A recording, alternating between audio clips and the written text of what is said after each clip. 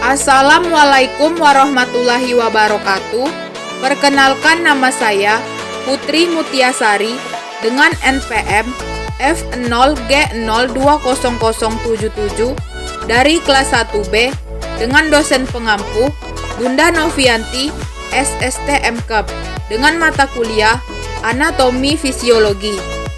Baik, di sini saya akan menjelaskan tentang sistem reproduksi pada wanita. Untuk memahami proses produksi telur, mari kita lihat beberapa organ reproduksi wanita atau alat kelamin wanita.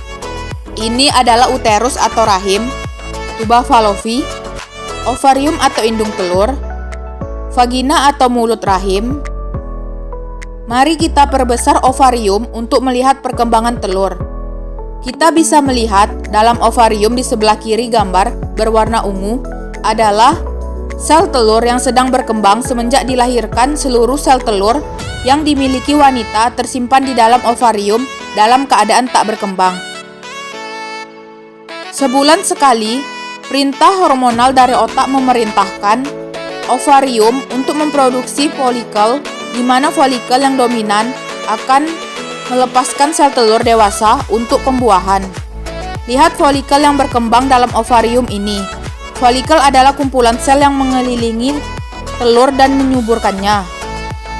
Pada masa ini, selaput rongga rahim menebal untuk persiapan pertumbuhan sel telur yang telah dibuahi untuk menjadi janin atau jabang bayi. Selain itu, ovarium menghasilkan hormon estrogen dan hormon progesteron. Bila kadar estrogen mencapai puncaknya, maka hormon ini akan memberi umpan balik ke kelenjar di otak untuk melepaskan atau menyetop LH.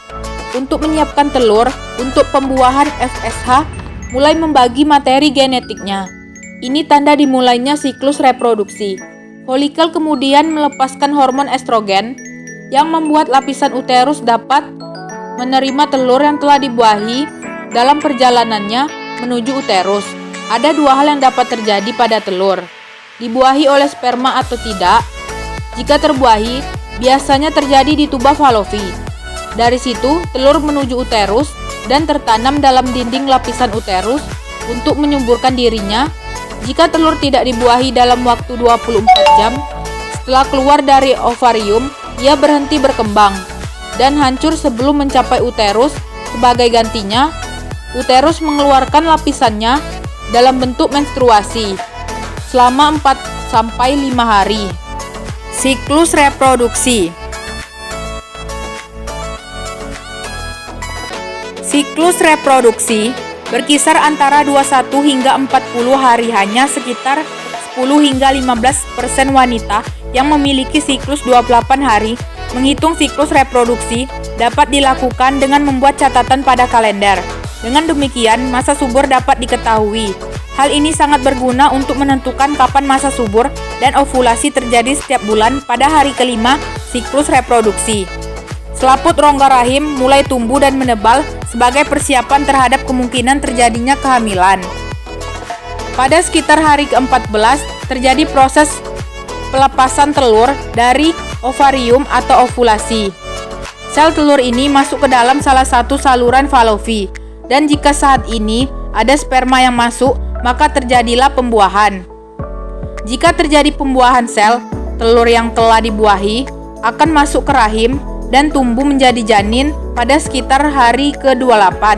Jika tidak terjadi pembuahan, lapisan rongga rahim meluruh dan terjadi siklus menstruasi berikutnya. Pembuahan.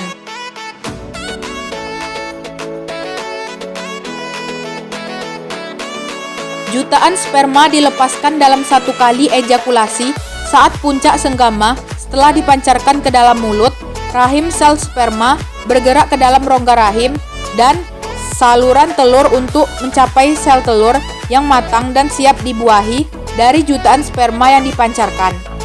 Hanya beberapa yang dapat bertahan hidup mencapai indung telur dan hanya satu yang akan bertahan hidup mencapai indung telur. Sperma kemudian mempenetrasi dinding sel telur, kemudian mengkombinasikan materi genetiknya dengan sel telur dalam proses yang disebut pembuahan. Kehamilan.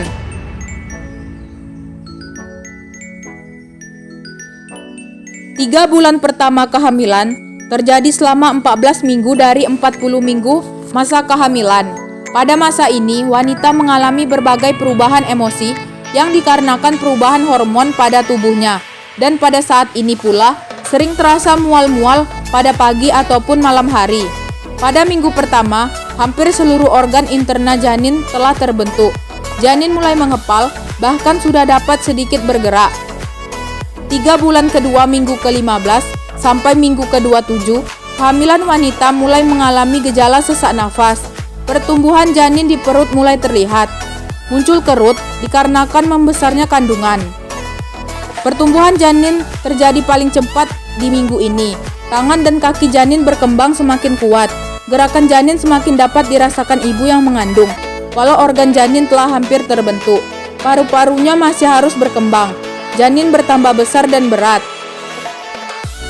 Pada 3 minggu terakhir, minggu ke-28 sampai 40, bayi dan paru-parunya terus berkembang. Sulit bagi wanita menemukan posisi yang nyaman baik saat tidur ataupun terbangun. Pada usia kehamilan ini, pada minggu akhir ke-40, bayi terdorong ke bawah. Hal ini merupakan tanda persalinan akan dimulai.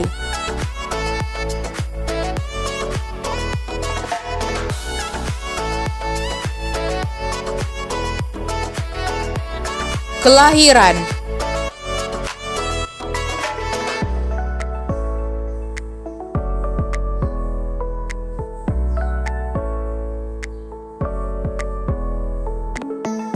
Ketika pembukaan mencapai 10 cm, terjadi dorongan tanda persalinan akan dimulai. Bayi memulai perjalanan melalui saluran rahim. Saat kepala bayi mulai berputar, ia dapat saja terluka ketika menuju ke bawah saluran rahim yang sempit pembukaannya. Tulang kepala bayi memiliki ruang yang bernama fontanel yang membuat kepala bayi memanjang dan cukup untuk keluar melalui saluran rahim. Kepala dan pundak bayi disanggah sementara bagian tubuh lainnya keluar dengan mudah. Ketika keluar kepala bayi secara otomatis kembali ke ukuran normalnya. Sekian dari video saya. Jangan lupa ditonton, di-like, dan di-subscribe ya. Terima kasih.